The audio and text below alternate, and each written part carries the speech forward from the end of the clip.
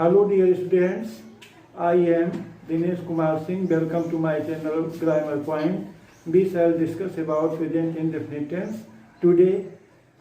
देखिए पिछले लेक्चर में हमने टेंस से संबंधित महत्वपूर्ण नियम बताए थे कि टेंस से रिलेटेड महत्वपूर्ण नियम क्या होते हैं।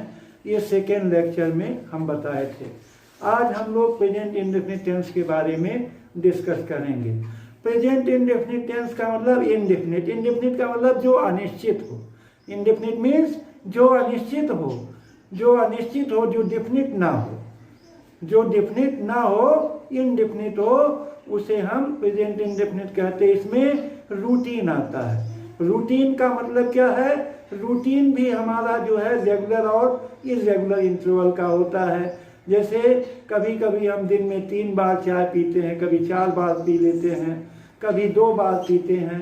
तो 2 बार अगर पीते हैं तो वो रूटीन है, लेकिन 3 बार 4 बार पी लिए तो वो रेगुलर नहीं, इरेगुलर रूटीन है।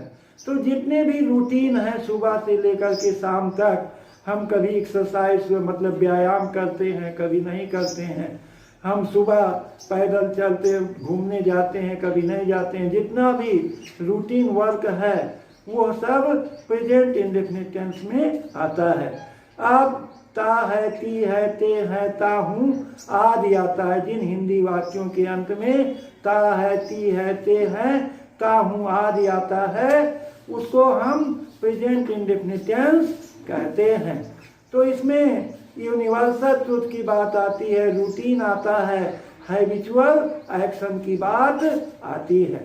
अब हम चलते हैं डिफिनीशन पर। डिफिनीशन देखते हैं, डिफिनीशन क्या है। When tense indicates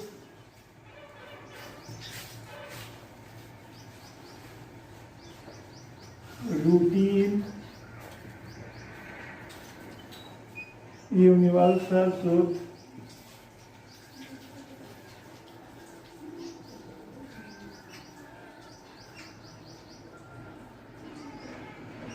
universal truth, habitual fact,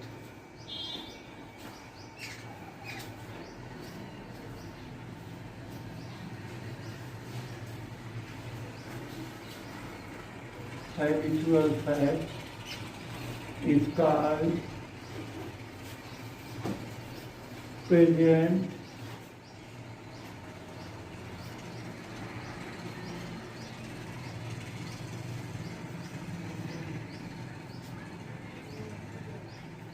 indefinite tense। When tense जब काल इंडिकेट्स माने संकेत करता है, किसके बारे में? रूटीन। किसके बारे में? रूटीन के बारे में। रूटीन का मतलब सुबह से शाम तक जो हम करते हैं। जैसे हम दिन में कभी 2 बार चाय पीते हैं, 3 बार चाय पीते हैं, सुबह हम टहलने जाते हैं, ये सब हमारी रूटीन है। सुबह ब्रश करते हैं, मंजन करते हैं और सारे काम करते हैं, ये रूटीन वर्क है। और यूनिवर्सल ट्रुथ, यूनिवर्सल ट्रुथ माने सदा सत्य रहने वाली बात। अब सदा सत्य रहने वाली बात क्या है? जैसे the sun rises in the east, सूर्य पूरब में उगता है। The sun sets in the west, और सूर्य पश्चिम में डूबता है। द अर्थ इज राउंड, पृथ्वी गोल है। ये सब यूनिवर्सल ट्रुथ हैं। आगे आपका है हैबिचुअल फैक्ट। हैबिचुअल फैक्ट माने आदत संबंधी तथ्य। हैबिचुअल फैक्ट मीन्स आदत संबंधी तथ्य। जैसे the dogs bark at the stranger, कुत्ते अजनबियों पर भौंकते हैं। तो ये क्या है? आपका हैबिचुअल फैक्ट है। तो व्हेन टेंस इंडिकेट्स, जब काल ये संकेत करता है, क्या संकेत करता है? रूटीन को, यूनिवर्सल ट्रुथ या सदा सत्य रहने वाली बात को, हैबिचुअल फैक्ट या आदत संबंधी तत्व को, इज कॉल्ड इंडेफिनिट टेंस। तो उसे क्या कहते हैं? इंडेफिनिट टेंस कहते हैं। और इन वाक्यों के अंत में मुख्य रूप से क्या आता है? जैसे अंग्रेजी वाक्यों में हम कहते हैं the sun rises in the east. The sun rises in the east. ये यूनिवर्सल ट्रूथ है। क्या है यूनिवर्सल ट्रूथ? दूसरा हम एग्जाम्पल लेते हैं,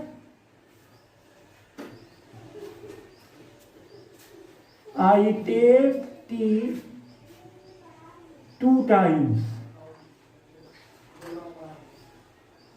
I take tea 2 times in a day.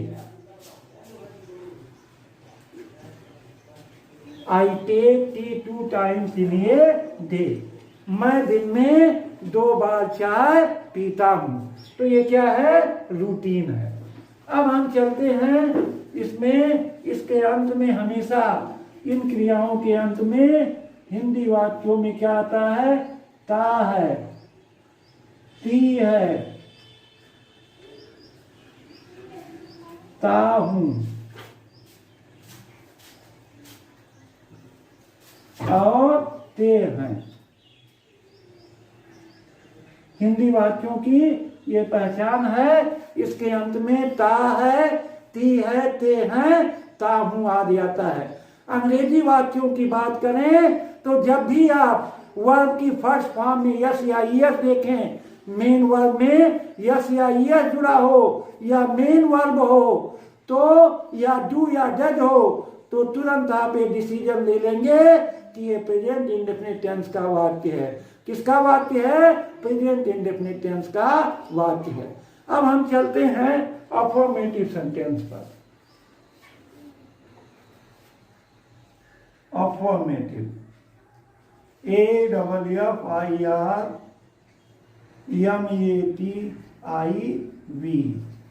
Affirmative sentence.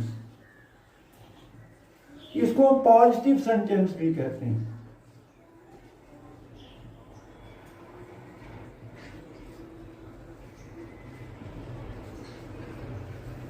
अब इसको पहचानेंगे कैसे?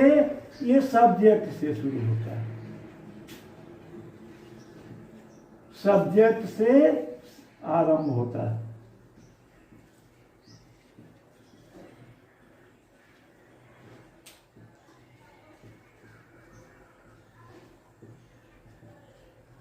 सब्जेक्ट से शुरू होता है।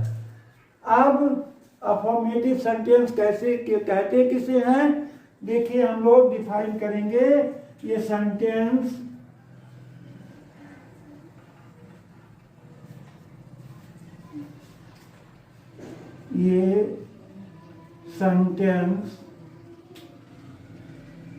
that accepts, ACCEPT, accepts any event or fact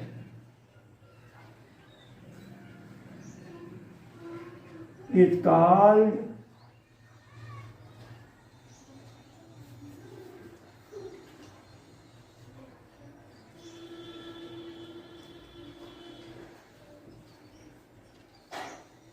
CALLED.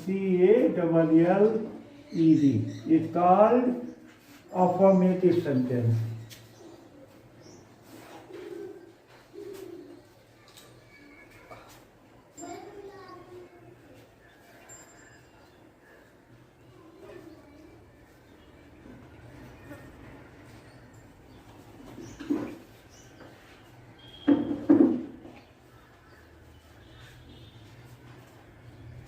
Is called affirmative sentence.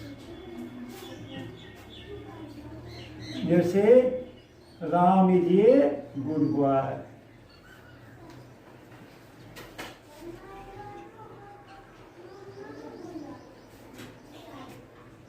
Ram is a good boy, Ram एक अच्छा लड़का है। Ram is a good boy, Ram एक अच्छा लड़का है। ये क्या है? अफर्मेटिव सेंटेंस है। क्यों? क्योंकि ये सब्जेक्ट से शुरू हुआ है और अंत में फुल स्टॉप लगा है।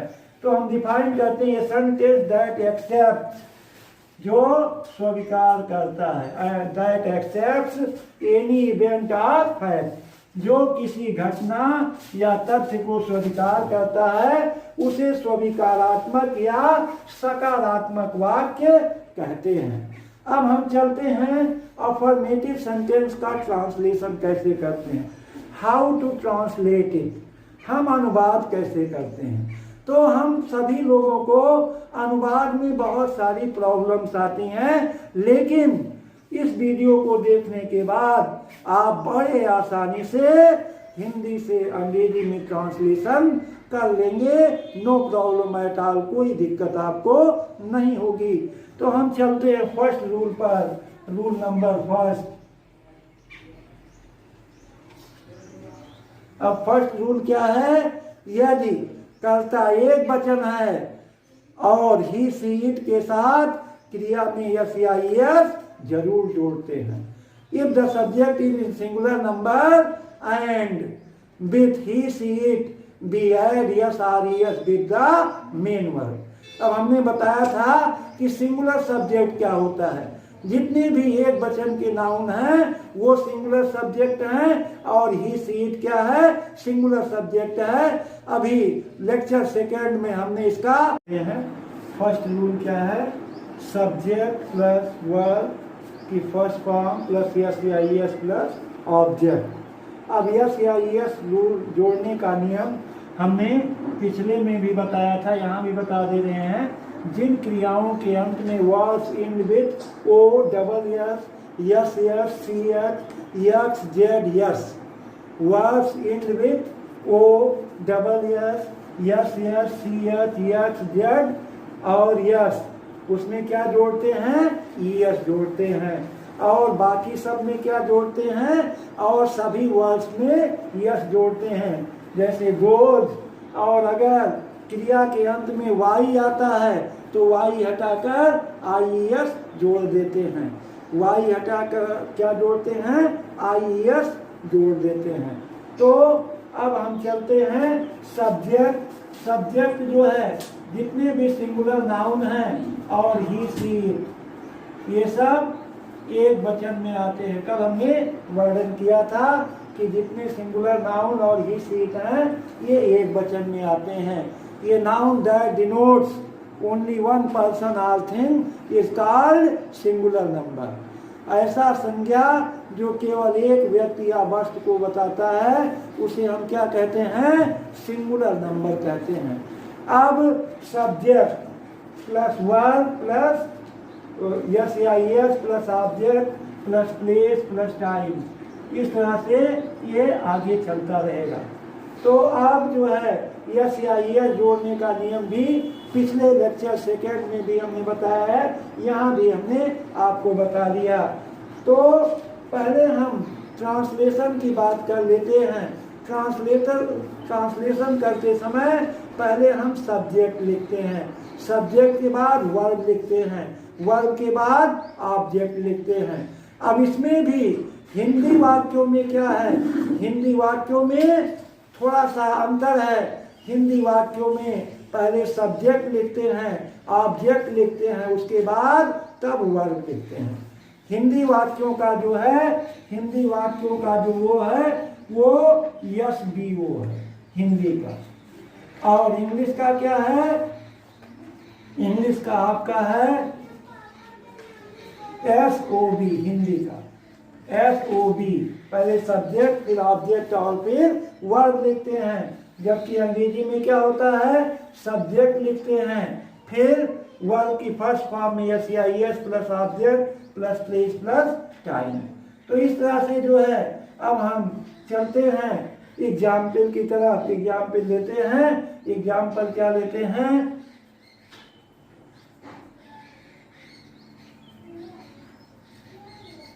राम पुस्तक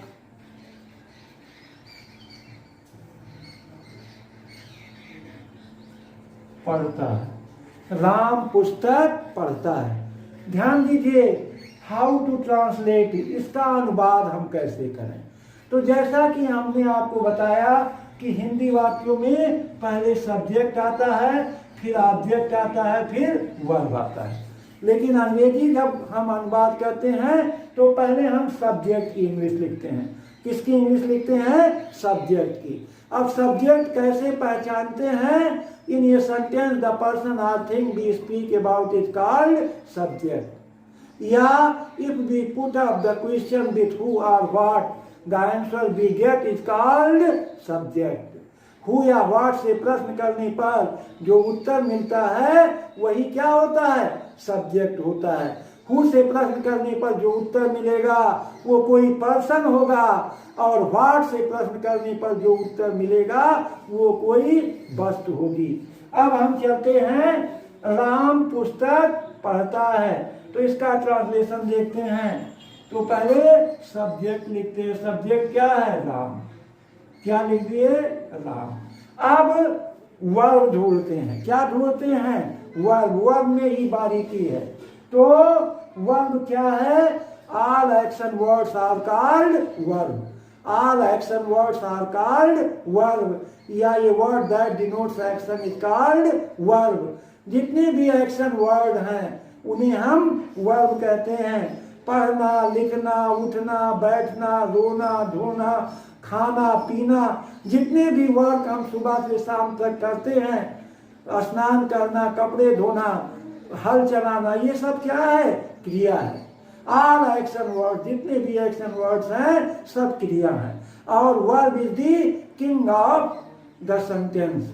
सेंटेंस का राजा क्या है? वर्ब है, क्रिया है। क्रिया क्या है? सेंटेंस का राजा, इसे किंग कहते हैं। ये क्या है? किंग है, सेंटेंस का राजा है। तो इसमें क्रिया क्या है? पढ़ना। क्रिया क्या है? पढ़ना। पढ़ना की अंग्रेजी क्या होती है? रीड। पढ़ना की अंग्रेजी रीड। राम रीड। अब राम रीड ये सही है? नहीं सही है। क्यों नहीं सही है? क्योंकि सब्जेक्ट सिंगुलर नंबर है। अभी हम चर्चा किए हैं कि जब सब्जेक्ट सिंगुलर नंबर हो तो मेन वर्ब में यस या यस जरूर लगाएंगे। अब इसमें अंत में डी है, इस नाते यस लगाएंगे। क्या लगाएंगे? यस। राम रीड्स ये, उसके बाद क्या लिखेंगे? ऑब्जेक्ट। ऑब्जेक्ट कैसे पहचानते हैं? व्हाट से नहीं, ऑब्जेक्ट जो है पहचानते हैं कि राम पुस्तक पढ़ता है। तो what does Ram read? Ram क्या पढ़ता है? राम पुस्तक पढ़ता है। तो पुस्तक भी व्हाट से प्रश्न करने पर जो उत्तर मिलता है वो क्या होता है? ऑब्जेक्ट होता है। तो राम रीड्स ये book. What does Ram read? अगर हम प्रश्न करें what does Ram read, Ram क्या पढ़ता है, तो उत्तर मिलेगा पुस्तक। तो आपका हो जाएगा राम रीड्स ये बुक। राम पुस्तक पढ़ता है। अगला, कमला एक मधुर गीत गाती है। कमला एक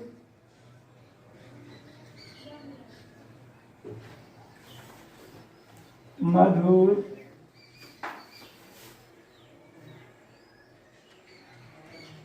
गीत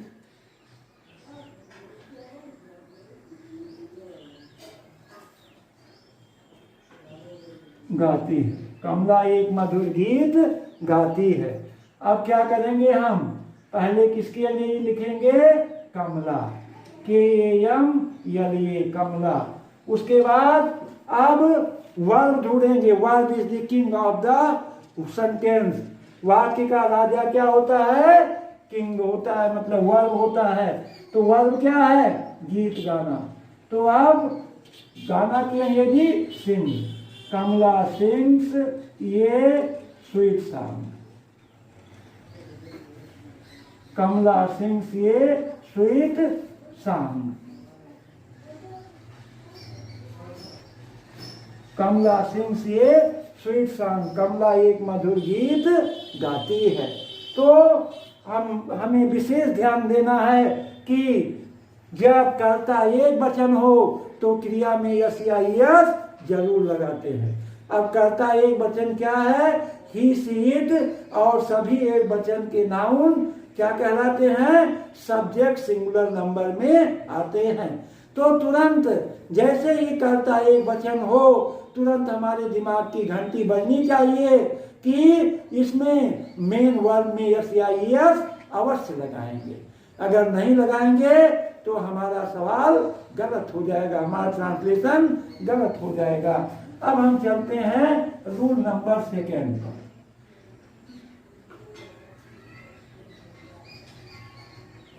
रूल 2 देख लेते हैं। रूल 2 में ये है कि if the subject is in plural number and with I you we they we use only first form of the verb. हम केवल इसमें first form of the verb लाते हैं, इसमें यस या यस कभी नहीं लाते हैं। तो ये आप लिख लेते हैं सब्जेक्ट क्या? प्लूरल।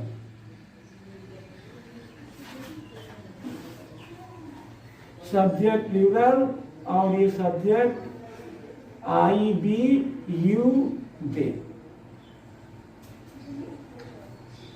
ये भी प्लूरल माने जाते हैं। इनके साथ केवल वर्ब की first form plus object plus P का मतलब प्लेस प्लस टाइम।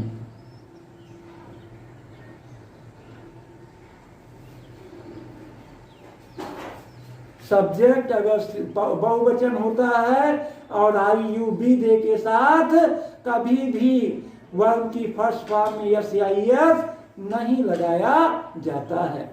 अब जैसे वे लोग स्कूल जाते हैं, वे लोग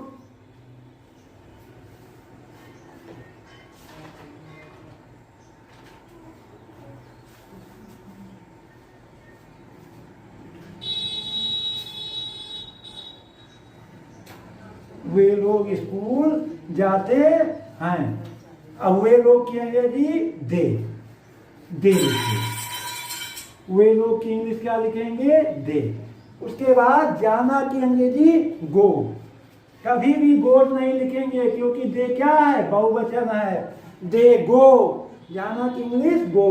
दे go to school, they go to school.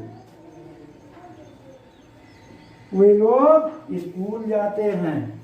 अगला उदाहरण हम देते हैं, हम लोग मैदान में खेलते हैं, हम लोग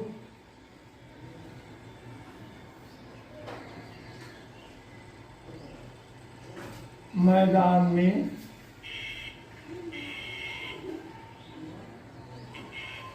खेलते हैं। बी मीन्स हम लोग, तो बी लिखिए। उसके बाद खेलना की अंग्रेजी प्ले होती है, बी प्ले। कहाँ खेलते हैं? In the field.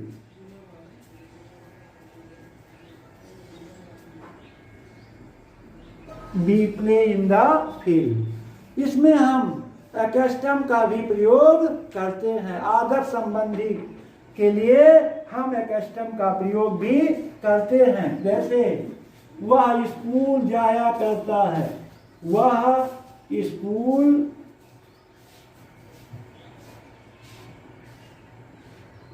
जाया करता है। ही accustomed, ACCUSTOMS,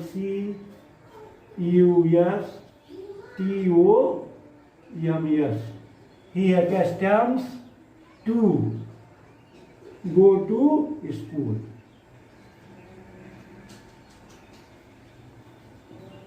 वह स्कूल जाया करता है। इसमें विशेष ध्यान दीजिए, accustomed माने आदत होना, अभ्यस्त होना। He accustoms to go to school. वह स्कूल जाया करता है। हम लोग पत्र लिखा करते हैं, हम लोग पत्र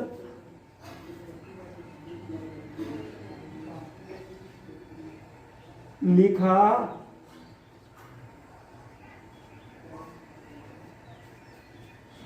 करते हैं। तो हम लोगों की अंग्रेजी क्या होगी? बी। अब बी सब्जेक्ट हो गया। अब हैबिचुअल फैक्ट है, लिखा करते हैं, जाया करता है, तो क्या हो जाएगा? इसमें प्रेजेंट इंडेफिनिट टेंस में इसके लिए एक्स्टम का प्रयोग करते हैं। तो एक्स्टम हो जाएगा, क्योंकि क्या है? ये प्लूरल है। Accustom, ACCUSTOM, accustom to write a letter.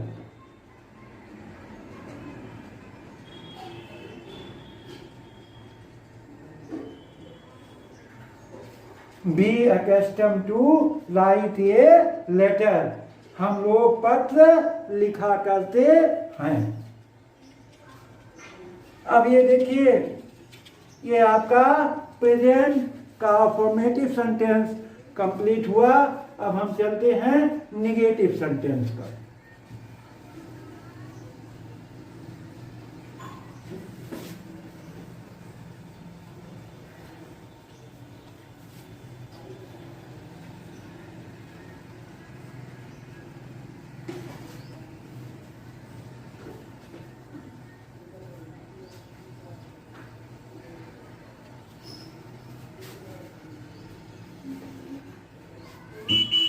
Negative sentence,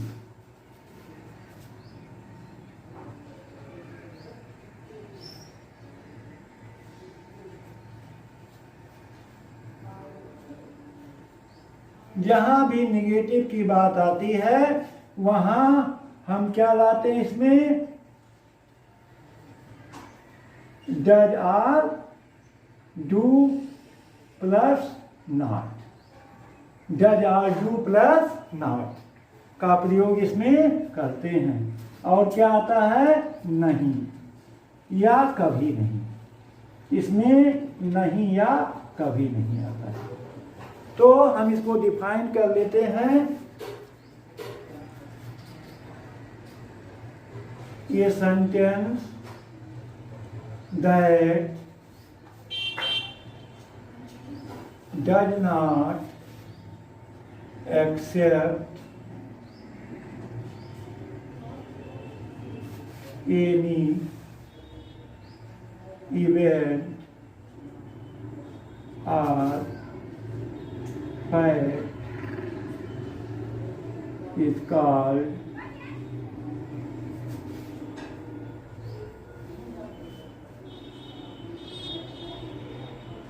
negative sentence। ऐसा वाक्य जो किसी घटना या तथ्य को स्वीकार नहीं करता है, ऐसा वाक्य जो किसी घटना या तथ्य को स्वीकार नहीं करता है, उसे हम क्या कहते हैं? निगेटिव सेंटेंस कहते हैं। जैसे वह स्कूल नहीं जाता है, वह पुस्तक नहीं पढ़ता है, तुम कानपुर नहीं जाते हो। अब हम रूल लेते हैं, पहला रूल फर्स्ट। तो इसमें यदि करता एक वचन और अगला हम रूल लेते हैं निगेटिव सेंटेंस में। निगेटिव सेंटेंस में ये sentence does not accept any event of fact is called negative sentence. ऐसा वाक्य जो किसी घटना या तथ्य को स्वीकार नहीं करता है उसे निगेटिव सेंटेंस कहते हैं। रूल फर्स्ट में हम आते हैं। रूल फर्स्ट में क्या है? If the subject is in singular number and with he she it we use does not and main verb. We do not use es or s. Es या or s का प्रयोग हम नहीं करते, क्योंकि वास्तव में यस या एस का प्रयोग डज में हो जाता है, डज में एस का प्रयोग हो जाता है। तो राम पुस्तक, अब इसका स्ट्रक्चर देख लेते हैं। Subject plus does not plus verb की first form plus object plus place plus time. Ram पुस्तक नहीं पढ़ता है, तो राम डज नॉट। क्यों डज नॉट लगा? क्योंकि राम एक वचन है। Ram does not read a book. Ram पुस्तक नहीं पढ़ता है। अगला वह खाना नहीं पकाती है, वह खाना नहीं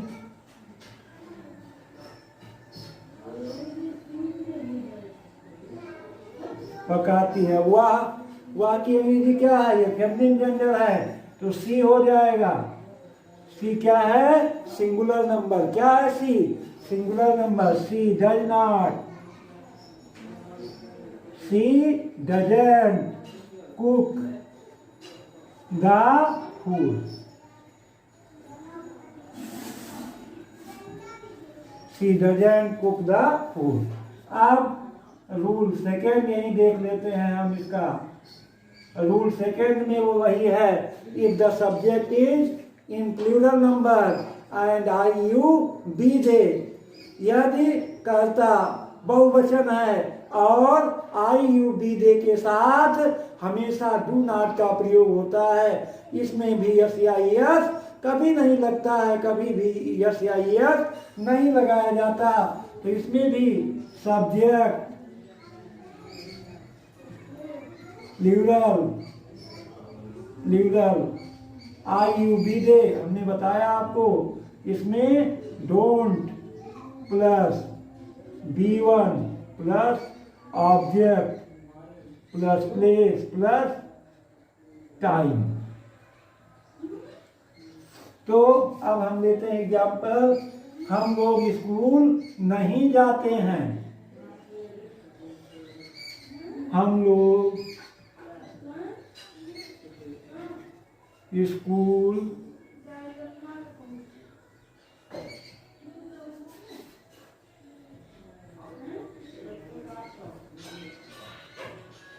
नहीं जाते हैं। हम लोग की अंग्रेजी क्या होगी? बी। उसके बाद do not, we do not go to school.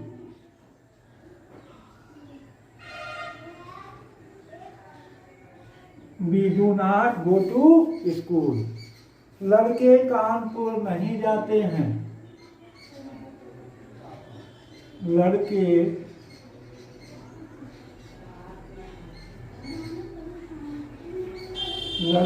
Kanpur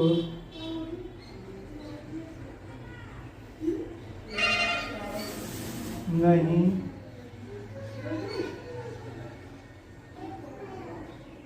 जाते हैं। अब लड़के क्या है? प्लूरल है। क्या है? प्लूरल मीन्स बहुवचन है। तो किसको क्या लिखेंगे? The boys. The boys don't, do not go to Kanpur.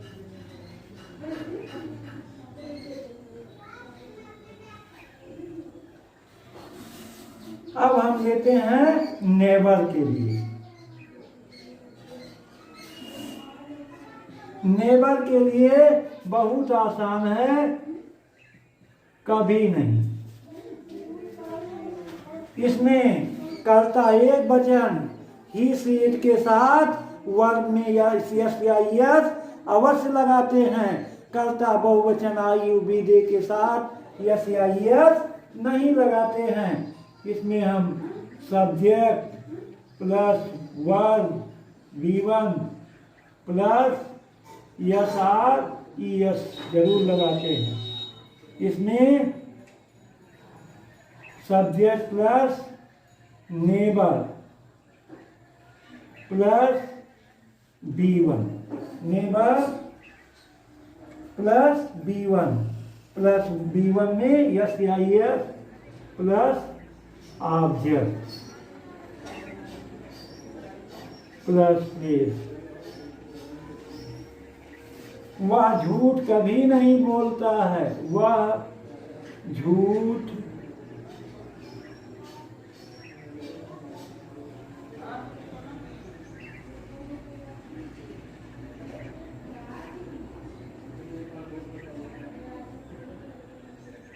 कभी नहीं बोलता है। तो क्या हो जाएगा? He never tells a lie, he never tells a lie, he never tells a lie. अब ही क्या है, सब्जेक्ट सिंगुलर नंबर है तो वर्ब में यस या यस जरूर लगाएंगे। दूसरा रूल हम देखते हैं, इसमें subject plural number I N T J के साथ क्या करते हैं, इसमें सब्जेक्ट प्लस नेबर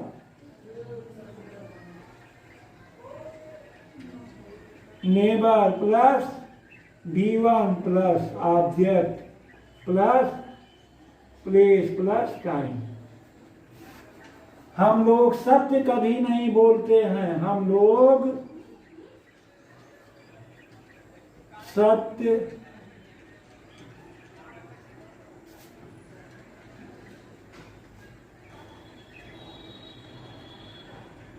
कभी नहीं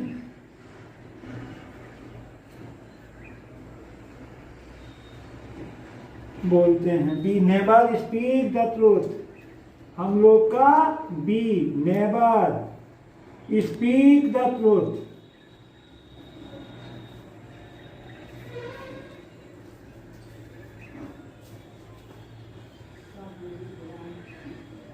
be never speak the truth, हम सत्य कभी नहीं बोलते हैं। अब हम चलते हैं इंट्रोगेटिव सेंटेंस। इंट्रोगेटिव सेंटेंस क्या है, ये sentence that enquires A question या ये sentence that ask A question is called an interrogative sentence. अब हम इंट्रोगेटिव सेंटेंस के बारे में चर्चा करते हैं।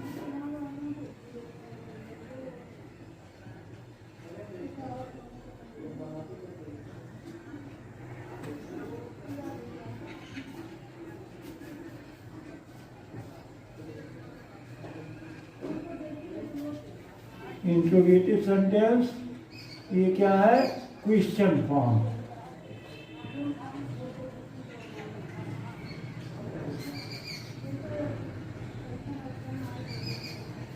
इसमें इन्वर्जन का महत्वपूर्ण रोल, किसका, इन्वर्सन। इसमें क्या होता है, इन्वर्सन।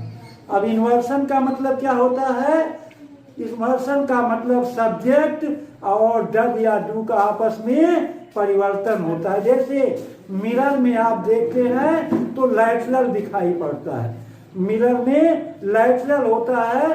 लैटरल का मतलब कभी तिरछा करने पर सब्जेक्ट आ जाता है और कभी डू या ड जाता है, इसको इन्वर्सन कहते हैं, इन्वर्सन। इसमें इन्वर्सन का महत्वपूर्ण रोल है। अब हम डिफिनीशन देख लेते हैं। ये sentence that ask, ASK, ask ये question is called an interrogative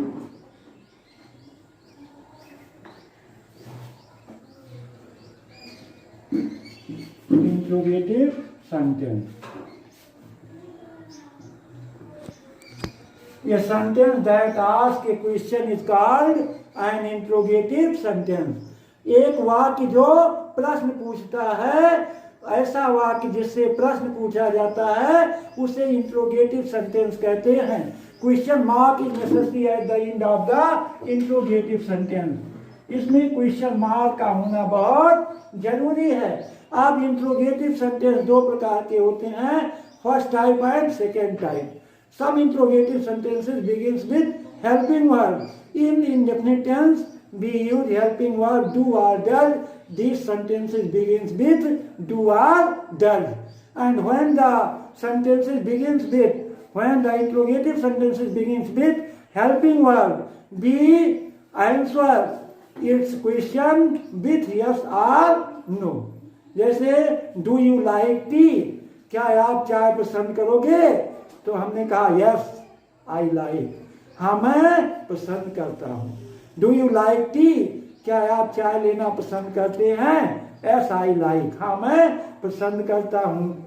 फिर अगर नहीं पसंद करते हैं तो I don't, no I don't, नहीं मैं नहीं पसंद करता हूं। तो इसका उत्तर यस या नो में दिया जाता है। जैसे डू यू टेक टी, अंत में क्वेश्चन मार्क, ये पहला हो गया। सेकेंड है डज ही सिंग ये song.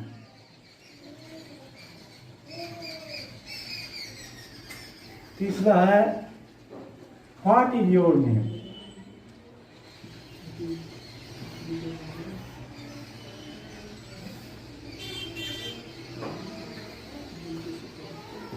What is your name, तुम्हारा क्या नाम है। अब इसका उत्तर हम फुल सेंटेंस में देंगे।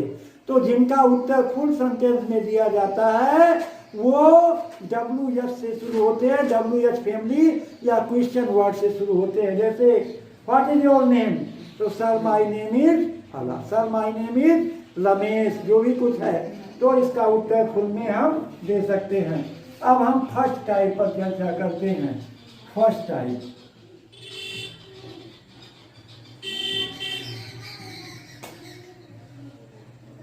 फर्स्ट टाइप क्या है ये आपका क्या, या अंग्रेजी वाक्यों में डू आर डज, इससे शुरू होते हैं। अब इस प्रकार के वाक्यों में हम क्या करते हैं, इसमें कर्ता एक वचन और ही सीट के साथ डज का प्रयोग पहले करते हैं। कर्ता बहुवचन और IUBD के साथ डू का प्रयोग पहले किया जाता है। तो हम साथ में लिख लेते हैं do or does, do or does plus subject plus B1 plus object plus place plus time. तो डू या डज जो है इसमें पहले लाया जाता है, किसके लिए, क्या के लिए। अब यह भी आपको ध्यान देना है कि क्या के लिए कभी भी आपको व्हाट का प्रयोग नहीं करना है, बल्कि क्या के लिए केवल डू या डज का प्रयोग करना है। जैसे क्या वह बाजार जाता है, क्या वह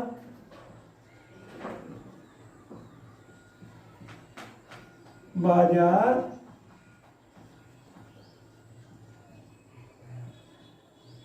जाता है। डज पहले क्या आएगा, डज। हमने बताया ना कि इसमें क्या होता है, इन्वर्सन। क्या होता है इन्वर्सन, माने एक दूसरे का स्थान दूसरा ले लेता है, अर्थात डज पहले आ जाता है। तो डज आ गया प्लस वह की अंग्रेजी ही, डज ही। सब्जेक्ट लाएंगे क्या हो जाएगा, go. Does he go to market, does he go to market. क्या तुम लोग पत्र लिखते हो, क्या तुम लोग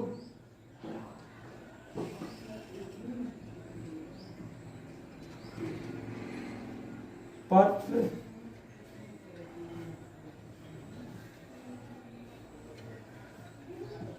लिखते हो। तो do you write a letter, do you write A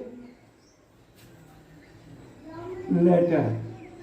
question mark is necessary at the end of the interrogative sentence. Do you write a letter, क्या तुम लोग पत्र लिखते हो।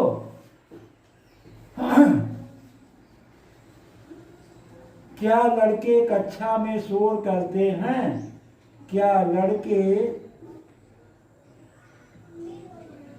कक्षा में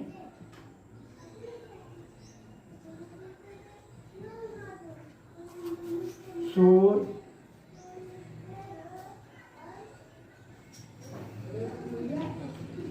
करते हैं। तो क्या हो जाएगा, लड़के है, बहुवचन है, क्या है बहुवचन, तो डू, लड़के की अंग्रेजी the boys, do the boys. अब शोध करना, make a noise, make a noise, कहाँ, इन द क्लास।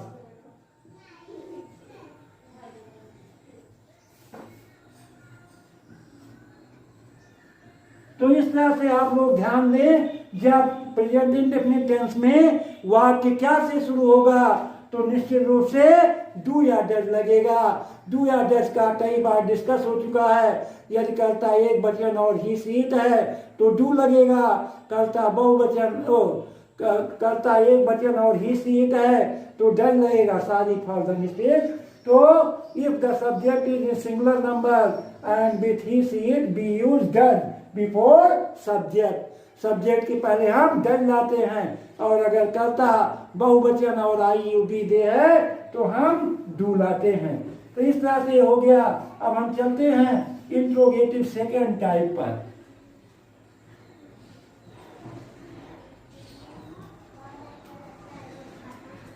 इसको हम WH फैमिली कहते हैं।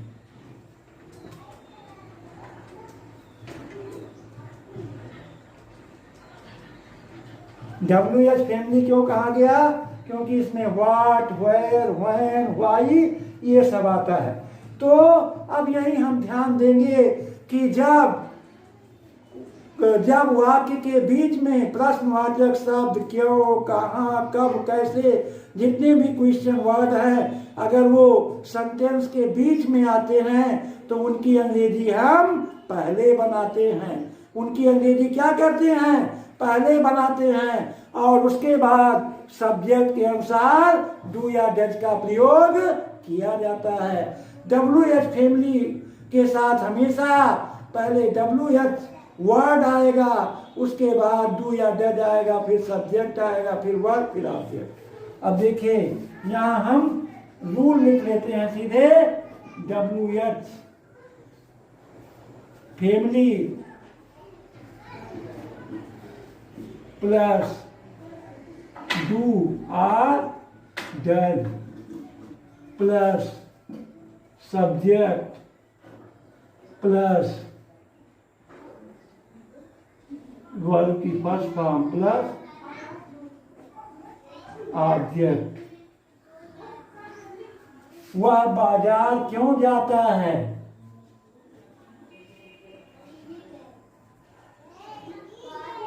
वह बाजार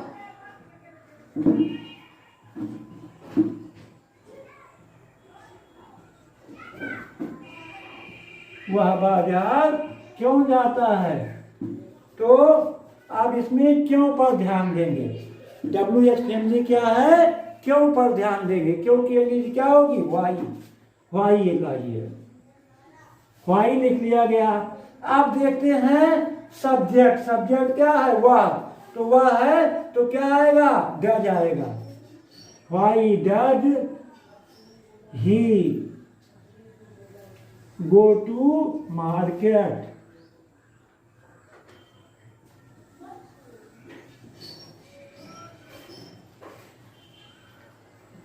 तुम कहाँ रहते हो, तुम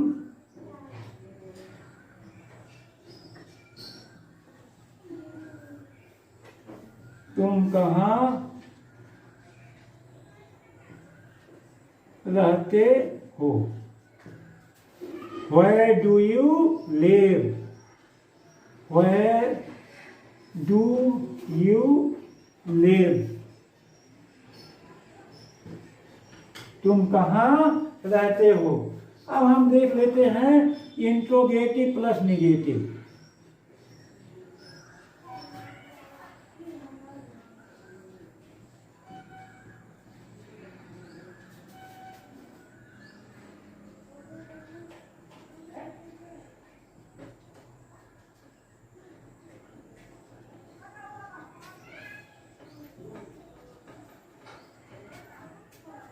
इंट्रोगेटिव प्लस निगेटिव, इसमें क्वेश्चन वर्ड WH या डू आर डज के साथ नॉट भी आता है। क्या आता है? नॉट। तो इसमें क्या कहते हैं? सब्जेक्ट के बाद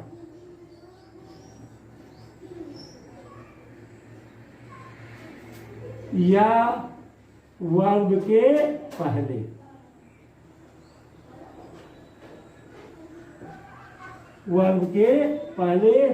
क्या लगा देते हैं? नॉट लगाते हैं। सब्जेक्ट के बाद या वर्ब के पहले। अब इसमें हम लिख लेते हैं do or does plus subject plus B1 plus object plus place plus time, या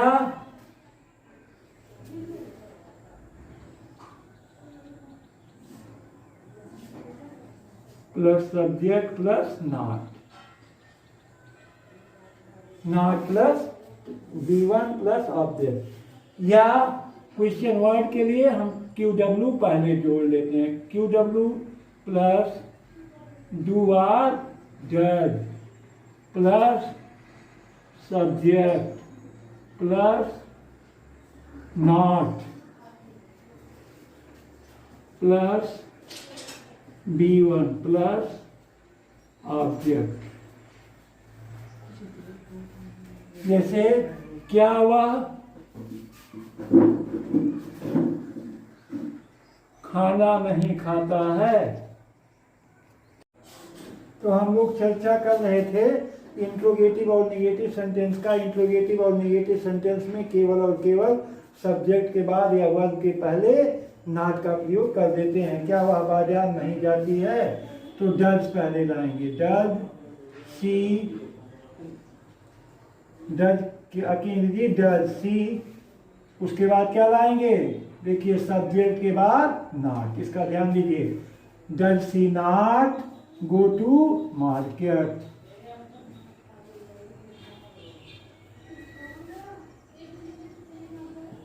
does she not go to market? क्या तुम पुस्तक नहीं पढ़ते हो? तुम के लिए क्या आएगा? Do. Do you not read a book? Do you not read a book? तो हमेशा इसके बाद का किन्हीं किन्हीं किताबों में डू या डज के बाद भी नॉट का प्रयोग होता है, वो भी पूर्णतः सही है। अगला एग्जाम्पल हम लेते हैं WH फैमिली का। वह खाना क्यों नहीं पकाती है?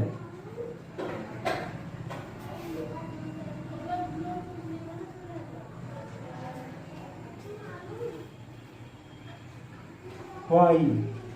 क्योंकि अंग्रेजी क्या आएगी? Why। उसके बाद डज, फेमिनिन जेंडर है, क्या होगा? She. Why does she not cook the food?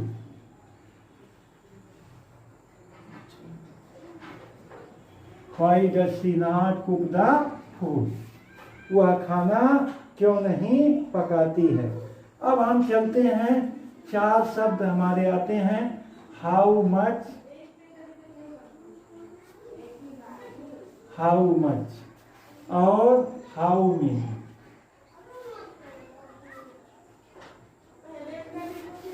Which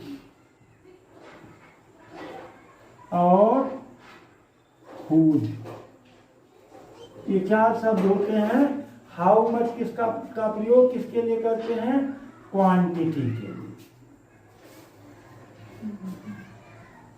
quantity means मात्रा, अर्थात लिक्विड के लिए, द्रव के लिए जो फ्लो करता है उसके लिए हाउ मच का प्रयोग।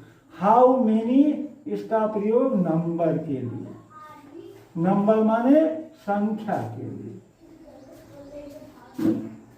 इसका प्रयोग अनकाउंटेबल नाउन,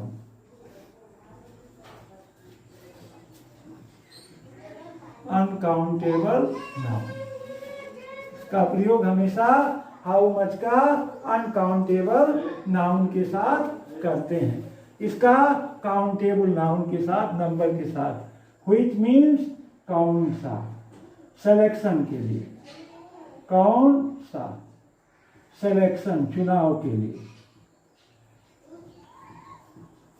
हुज मीन्स किसका, ये पोजेशन के लिए,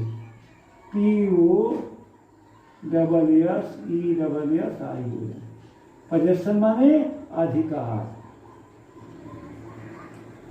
तो आप समझ गए होंगे आप हाउ मच का प्रयोग क्वांटिटी मात्रा के लिए, द्रव के लिए जो फ्लो करते हैं। हाउ मेनी का प्रयोग संख्या के लिए, नंबर के लिए। व्हिच का प्रयोग कौन सा, सिलेक्शन चुनाव के लिए। हुज का प्रयोग किसका, पोजेशन या अधिकार के लिए। अब इन्हीं QW को हम लेते हैं, इसके साथ नाउन जरूर आएगा। नाउन प्लस डू या does plus subject plus B1 plus object.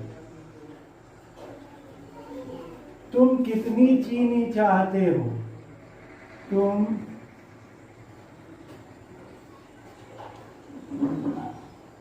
कितनी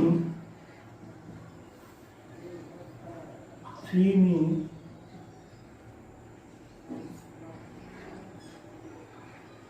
चाहते हो। अब कितनी चीनी, इसके साथ ये जुड़ा हुआ है, कितनी चीनी, ये क्या है, जुड़ा हुआ है, अनकाउंटेबल है। तो क्या करेंगे, how much sugar, how much sugar, how much sugar do you want.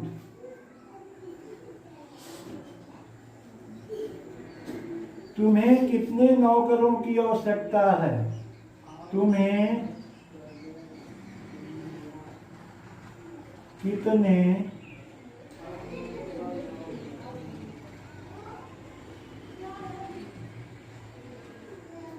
नौकरों की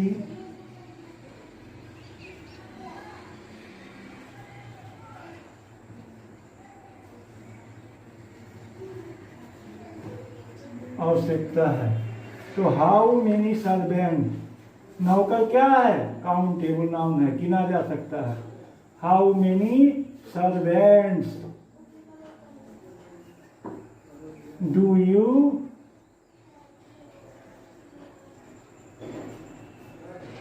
वांट आर नीड, तुम्हें कितने नौकरों की आवश्यकता है। अगला, तुम कौन सा घर खरीदते हो, तुम कौन सी गाय पसंद करते हो, तुम कौन सी गाय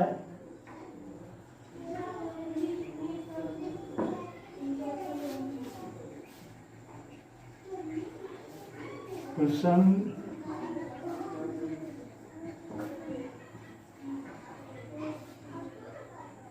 करते हो।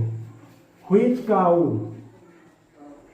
व्हिच काऊ, कौन सी गाय, व्हिच काऊ, कौन सी गाय। तो व्हिच के साथ उससे संबंधित नाउन जरूर आएंगे। चार शब्द है, how much, how many, which और व्हिच के साथ उससे संबंधित नाउन जरूर आएंगे। Which cow do you like. अगला, तुम किसका घर खरीदते हो,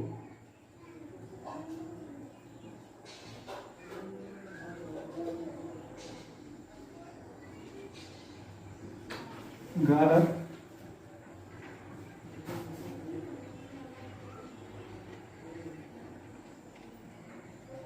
किसका घर की अंग्रेजी, whose house, whose house do you buy. अब हम कुछ एग्जाम्पल ऐसे लेते हैं, यह कैसे होता है।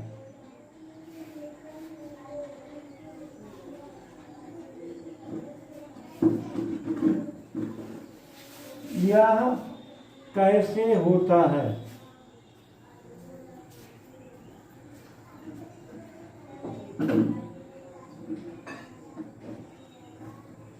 अब इसमें क्वेश्चन वर्ड ही सब्जेक्ट का काम कर रहा है।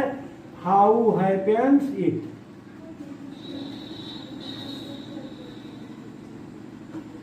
How happens it. इट या दिस। या हम एग्जाम्पल लेते हैं, कितने लड़के स्कूल जाते हैं। कितने लड़के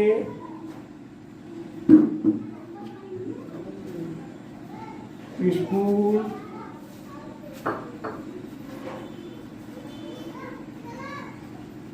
जाते हैं। How many boys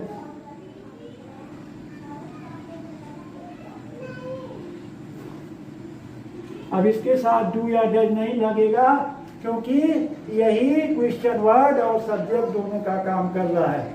how many boys go to school.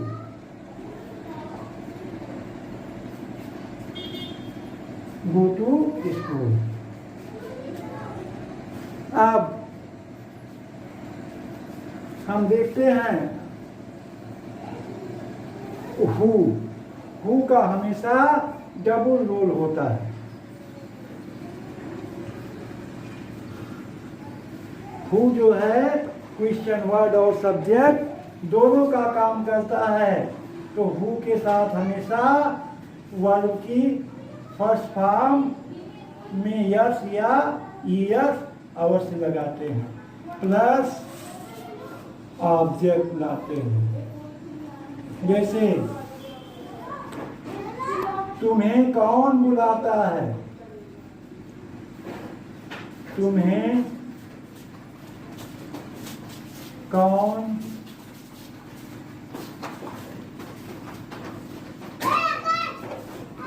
बुलाता है। कौन की अंग्रेजी क्या होगी, हु। तो हु लिखिए, क्या लिखेंगे, हु का डबल रोल है। ये सब्जेक्ट और क्वेश्चन वर्ड दोनों का काम करता है। Who calls you. तुम्हें कौन बुलाता है। या तुम्हें गणित कौन पढ़ाता है। तुम्हें गणित कौन पढ़ाता है। अब कौन की अंग्रेजी क्या होगी, हु। तो हु लिखिए, हु। उसके बाद teacher. Teacher you maths. Who teacher you maths. अब हम लेते हैं निगेटिव का, इसी का इंट्रोगेटिव निगेटिव लेते हैं, तो केवल हु के साथ डज नॉट लग जाएगा। Does not plus B1 plus object. उसे कौन नहीं जानता। उसे कौन नहीं जानता।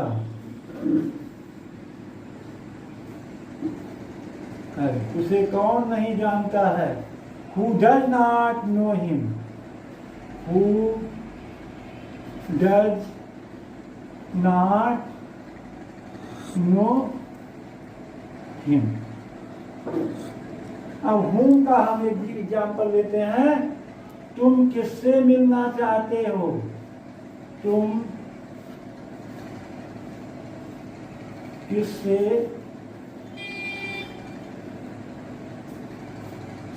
मिलना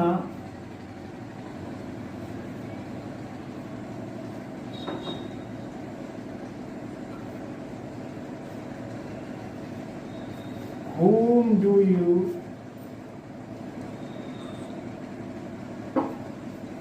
to whom do you want to meet। इसमें इन्फिनिटिव का भी प्रयोग है। To whom do you want to meet? To whom do you want to meet? तुम किससे मिलना चाहते हो।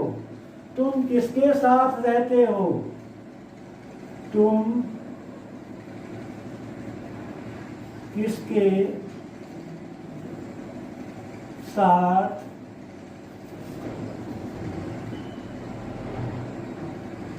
रहते हो? With whom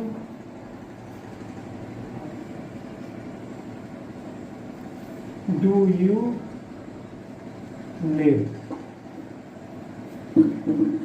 With whom do you live? तुम किसके साथ रहते हो? तो इस तरह से हम लोगों ने इनडेफिनिट के बारे में डिटेल चर्चा किया और हमें आशा है कि आपको वीडियो पसंद आई होगी। हमारा वीडियो आप लोग अंत तक जरूर देखें, आप इससे पूरा ज्ञान प्राप्त करेंगे। Thank you so much.